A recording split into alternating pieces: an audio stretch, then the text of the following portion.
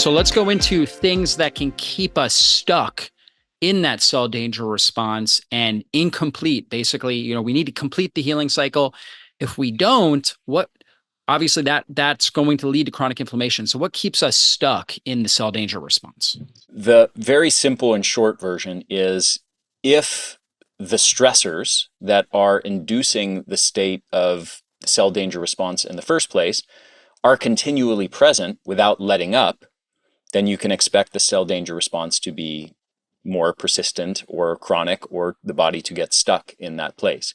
So as an example, we can think of the cell danger response, the normal inflammatory process, in the context of, let's say, an acute injury. Like you're playing soccer, you sprain your ankle, you've got inflammation and swelling and redness, and you've got an inflammatory response in that area. Immune cells are activated to take care of that and repair the damage. Or the same is true like in the context of a common cold or flu or COVID, or in the context of an infection. You got this transient activation for several days, maybe a couple weeks, to deal with the threat, and then you have resolution. And this is the cell danger response phase 2 and phase 3, and then ultimately getting back to health and normal function.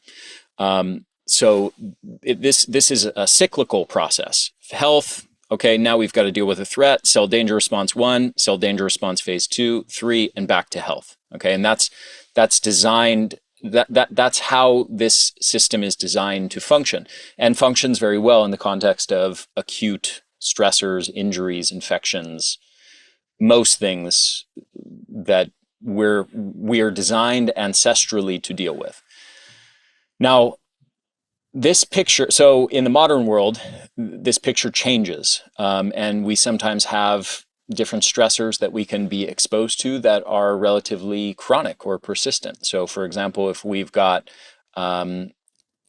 heavy metals exposure that stays stuck in our body for a long period of time, if we are chronically getting exposed to mycotoxins from the place we live, or if we're getting exposed to other toxins from our food, from our water supply, from the air we're breathing constantly, and we are not escaping that, if it's sort of just a chronic, never-ending, unrelenting onslaught of stress that the body is trying to deal with, we can't expect it to return to health and normal function because it's still trying to deal with those threats.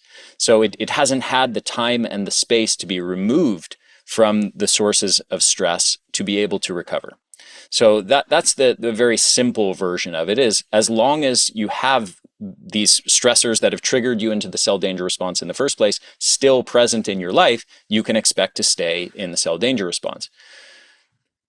The more complex answer to this is we have to, I'll explain two models of ways of understanding, conceptualizing disease. So one is called the allostatic model, allostatic load model of health and disease. And this is the dominant model, the way that most people in functional medicine and natural health tend to understand health.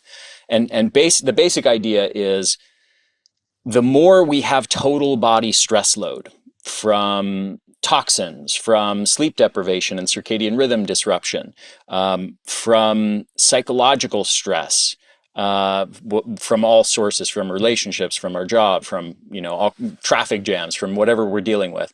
The more we have a poor diet, the more we drink alcohol, the more we smoke, the more we sort of get all the fundamentals wrong in the way that we are living and the environment we're in, the more we have these stressors that are impinging on our body's ability to maintain homeostasis. And this is basically called allostatic load or total body stress load. And at a certain point, at a certain threshold, when that allostatic load gets big enough, the body stops being able to maintain homeostasis. Okay, and then we have the beginnings of symptoms and disease and our physical decline. Okay, and that's a really good, useful, and highly accurate model and way to understand human health. But it doesn't go quite far enough. And there's a better model that is not very well known, outside of geroscience circles. Geroscience is the study of human aging, the study of aging in general. And this is called the homeodynamic space model of human health. And basically, the homeodynamic space model incorporates everything from the allostatic load model for the most part, but it adds one layer to this to the discussion, which is what is the organism's stress buffering capacity? Mm. So, under, Resilience. yes, exactly. So, the allostatic load model generally says, okay, we've got these stressors. These stressors cause disease. What do we do to fix the situation? We do our best to remove these sources of stressors on the organism. Great, awesome. However, what's missing from this picture is resilience, the resilience and the ability to resist these stressors without being damaged by them is also central in this picture.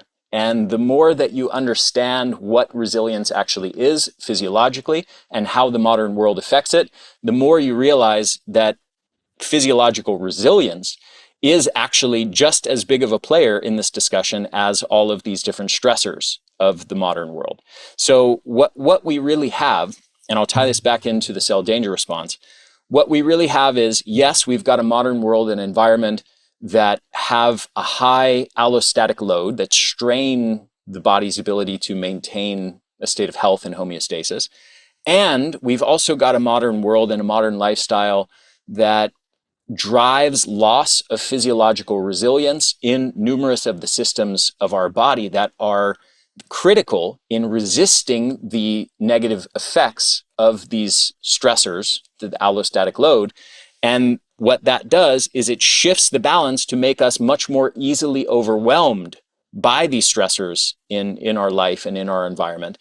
And if you remember what I said earlier when I was describing the cell danger response, it's when the mitochondria perceive themselves to be under attack to a degree that they don't have the capacity to deal with. And that was an allusion to physiological resilience.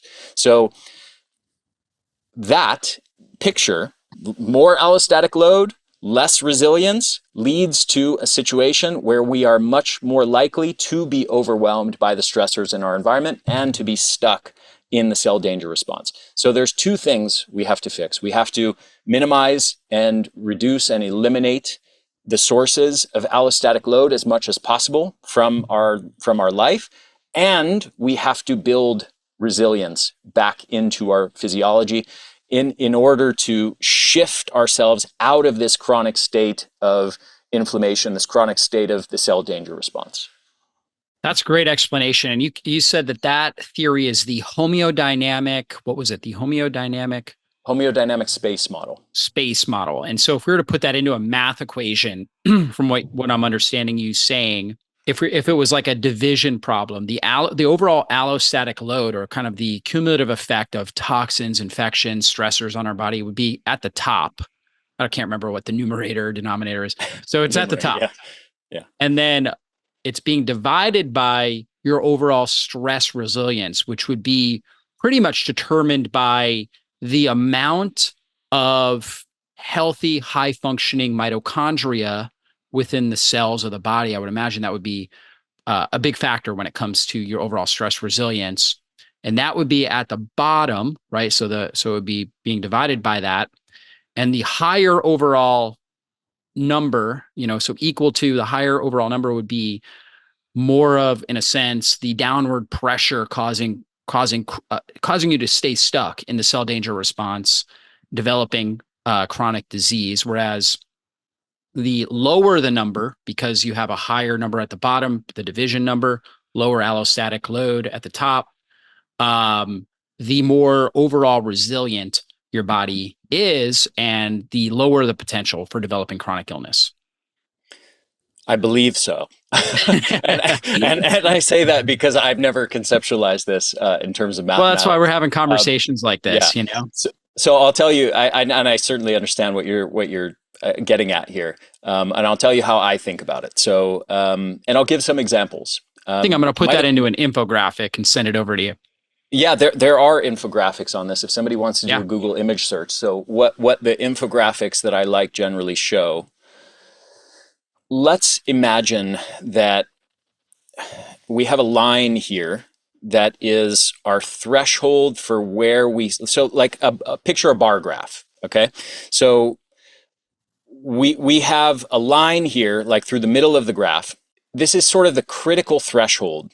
And if you go under this capacity, this threshold, you start to get the beginnings of disease processes. Okay. So this bar represents your stress buffering capacity. And if it shrinks to the point where it goes below this bar, now you've got the beginnings of disease. Mm. Okay, so mitochondria play a central role in this. I'll talk about that in a minute, but I'll give another example because actually this principle extends to almost every system of the body. And this is actually the subject of the book I've been writing for the last year. But you'd be shocked at how many different systems of the body this applies to. So I'll give one example here. There's something in that is in the literature called cognitive reserve capacity. It's also called, there's another distinct concept in the literature called brain reserve capacity. These two things are actually much more overlapping than a lot of the literature sort of indicates or tries to imply.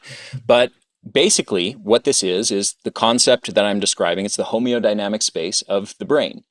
Now, what builds this homeodynamic space of the brain, this cognitive reserve capacity? Turns out learning things Mm. builds your cognitive reserve capacity. Learning things, learning new things, challenging things, challenges the neural circuitry of your brain, much like lifting heavy weights challenges your muscles to grow bigger and stronger. And in response, they do grow bigger and stronger. The neuronal circuitry of your brain literally structurally grows stronger.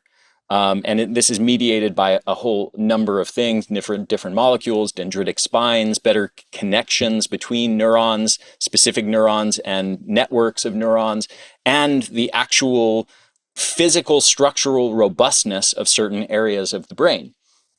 And that's, you can actually see if you do a brain scan. And this cognitive reserve capacity came to be discovered basically because they found that people who had more education in their life, more formal education, were strongly protected from neurodegenerative diseases like Alzheimer's and Mm. dementia.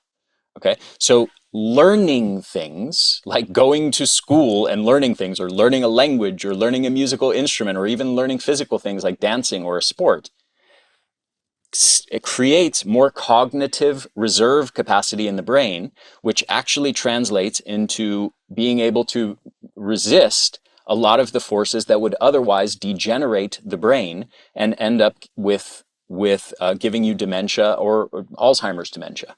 Okay, so if you picture that bar graph that I described before, and here's the cutoff for where you start getting Alzheimer's or dementia, and somebody with high cognitive reserve capacity who has spent a lot of their life engaged in active learning and education is way up here in terms of their stress buffering capacity.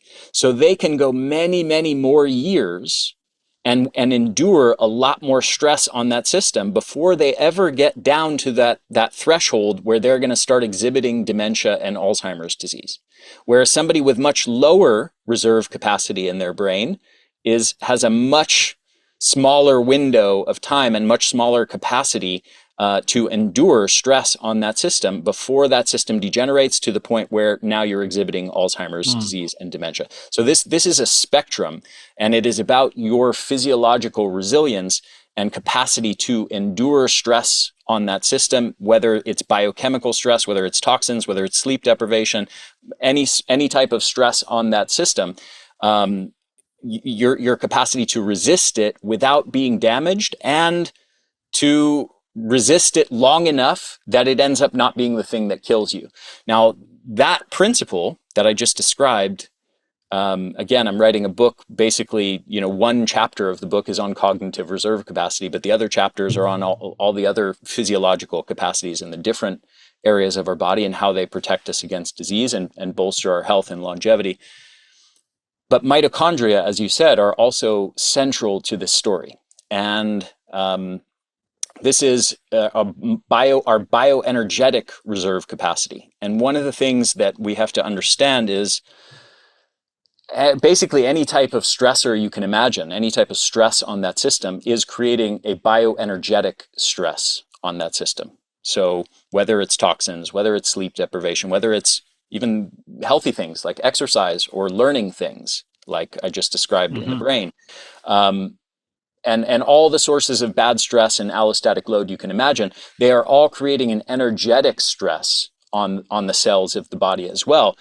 And the capacity of your mitochondria to meet that and handle that energetic stress or not handle it is a huge determinant of whether you will end up with your mitochondria shifted into the cell danger response. So let me give you another data point to overlay on this. It's been shown in a number of studies that the average 70-year-old has lost 75% of their mitochondrial capacity.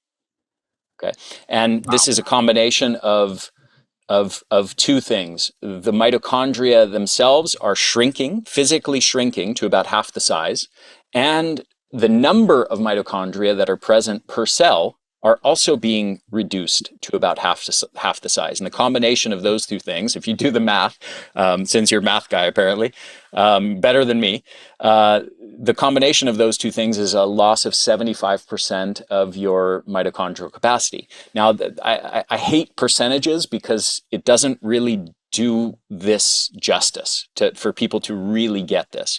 What this means is that if you were at 100% capacity when you were 20 and you're now at 25% of your capacity, this is like going from a Ferrari V8 engine in your cells when you were 20 to a moped engine in your cells when you're 25. Do you think that affects your ability to resist and to handle or resist bioenergetic stresses, to resist the forces of stress on that system? Absolutely. It affects it to a massive, massive degree. And this is fundamentally why mitochondrial dysfunction, this kind of buzzword in natural health now, is linked with so many different disease processes. Yeah, for sure. I always say the quality of your life is going to come down to the amount of mitochondria and the quality of the mitochondria, because there's a big difference between a senescent mitochondria, which all of us have to some degree, and a young, very stress resilient mitochondria. There's a night and day difference there. And so you may have a certain amount of mitochondria, but a high percentage of those are senescent or age dysfunctional mitochondria in a sense. Your overall functionality and your stress resilience can be a lot lower than somebody that has the same amount of mitochondria, but a higher percentage of stress resilient, high functioning mitochondria.